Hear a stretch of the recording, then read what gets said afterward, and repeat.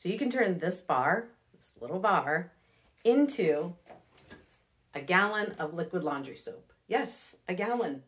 Up to 128 loads of laundry out of this little bar.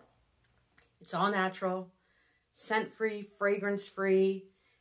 Now, we're only going to recommend you use about 1/2 ounce to 1 ounce per load, and that's a little bit of liquid. I mean, if you think about it, 1/2 ounce of liquid is only 1 tablespoon. Yes, 1 tablespoon. An ounce of liquid is 2 tablespoons. So if you decide you want to make a gallon at a time, I highly recommend that you find a container that you can then dispense that larger amount into a smaller amount. And that's what you'll use to dispense into your machine.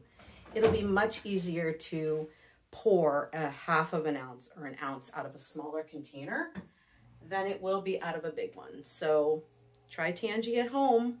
It'll be worth it.